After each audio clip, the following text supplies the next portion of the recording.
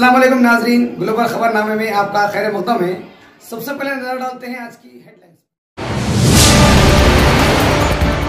ईद उल अज़हा के पेश नज़र आज निर्मल जिले दफ्तर में पीस मीटिंग का किया गया एहतमाम।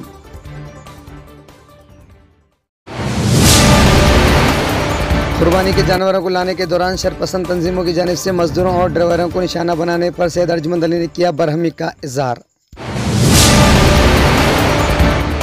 सैयद अर्जुमंद अली ने निर्मल, खानापुर और भैंसा में ईदगाह पर नमाज के लिए मुकम्मल बंदोबस्त करने का किया मुतालबा। नाज़रीन, अब नजर डालते हैं तफसील। ईद उल अज़हा के पेश नज़र जिले निर्मल कलेक्टर दफ्तर में आज जिले कलेक्टर अभिन्यू और जिले SP डॉक्टर जानकी शर्मिला की जानिब से पीस मीटिंग का एहतमाम किया गया, जिसमें निर्मल शहर और खानापुर के सियासी व समाजी कायदीन ने शिरकत की।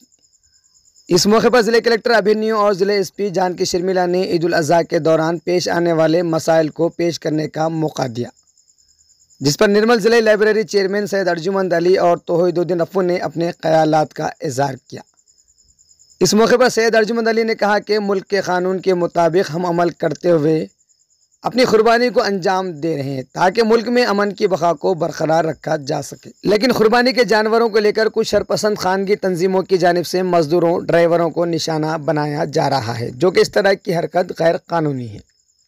लिहाजा मुकामी पुलिस इन तंजीमों के खिलाफ ठोस इक़दाम उठाएँ।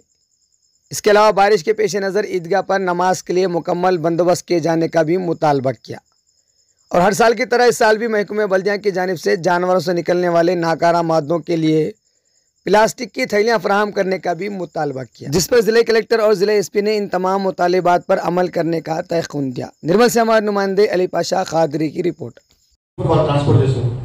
ఒక బాధకట్టలో 10 మంది కూడా కలిసి ఒక చోట తీసుకున్న తర్వాత వాళ్ళకి తెలియకుండా వాళ్ళు ఏం చేస్తారంటే అనుకోకుండా ఏదైతే పర్మిసిబుల్ లిమిట్ ఉన్నదో ఒక బండిలో ఎంతమంది జంతువులని ట్రాన్స్పోర్ట్ చేయాలో దానికంటే అప్పుడప్పుడు ఒకటి లేకుంటే రెండు ఎక్కువ ట్రాన్స్పోర్ట్ చేస్తారు. వాళ్ళకి తెలియదు, వాళ్ళకి అవగాహన ఉండదు. ఇక్కడ మీరు పిలిచి చెప్తున్నది ఒకటిగా కురేషీలుగా చెప్తున్నారు. కురేషీలే కాకుండా జనరల్గా సామాన్యులు ఎవరైతే ఉన్నారో వాళ్ళు కూడా ట్రాన్స్పోర్ట్ చేసుకుంటారు. ఎందుకంటే ఒక 1 month 2 months బ్యాక్ కొనుక్కొని ఉంటారు కాబట్టి ట్రాన్స్పోర్ట్ చేస్తారు. అనుకోకుండా వాళ్ళు ఈ ప్రాబ్లంలో చిక్కుకుంటారు. వాళ్ళు అప్పుడు ఏ సమాధానం చెప్పినా కానీ డిపార్ట్మెంట్ వాళ్ళు వదలరు, ఎందుకంటే వాళ్ళు రూల్స్ పాటిస్తారు.